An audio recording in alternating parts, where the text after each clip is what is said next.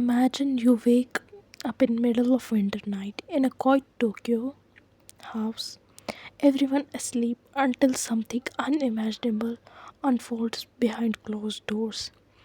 It's December 30, 2000, in a neighborhood of Tokyo.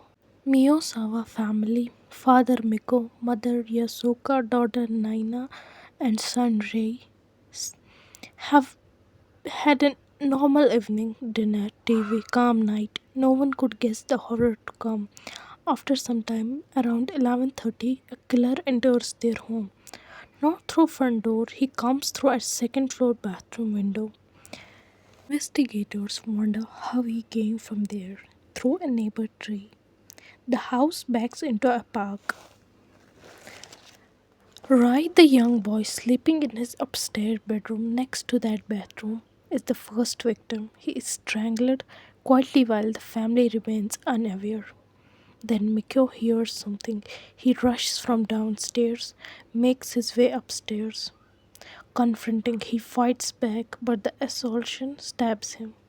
Using a sharp knife, the blade breaks off in Miko's skull. Life ends on staircase. Upstairs, Yasuka and Naina are killed next. Stabbed repeatedly in face, neck using broken knife and a kitchen knife from the house. Then something entirely bizarre. After after killing, the killer stays inside their home for hours, estimated 2 to 10. He doesn't flee, he walks, uses family computer, late night eats melon, drinks barely tea, eats ice cream 4 tubs. He uses toilet but doesn't flush, leaves feces behind. He treats his own injuries with first aid supplies found in house. He rests, maybe even naps on the sofa. Drawers are smacked, documents dumped, some money taken, much more wealthy things left behind.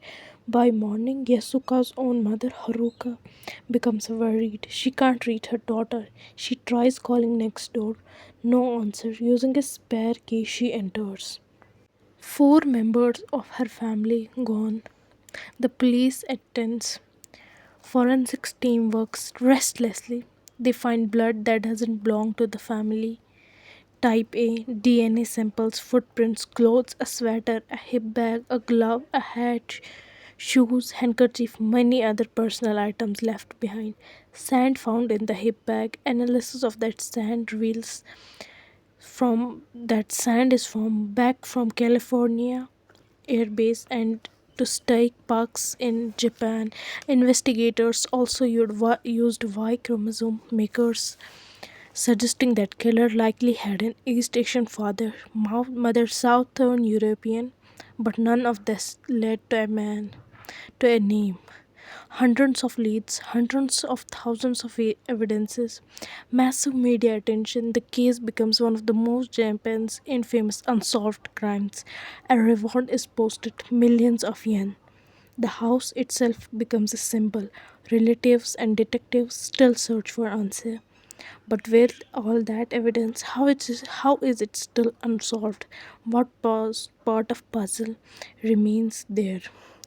Why did killers stay so long in the house using family items, eating their food, even resting? Why leave so many personal items behind that could identify him? The blend of DNA makers, European and East Asian, what person fits in that? The sand far away from places, why those? And the clue are red herrings.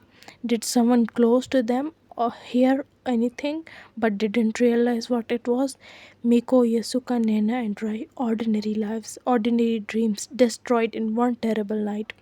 Over 2 decades later, the question still outnumbers the answer, and maybe always will. Would you rest if you were there? Would justice ever come? Could the killers have dissociate identity or disorder? One person violent and impulsive, another calm and domestic, explaining the extreme behavior shift. People even said People even said relatives, but forensic evidence said no. Hired killer, some point to planning and carefully entry, but leaving DNA sample, blood, and personal items behind. makes a professional unlikely. Perhaps substances contributed to erratic behavior, violence followed by house of calm, but killer's focus and improvisation says no. Also, no substances were found in his blood.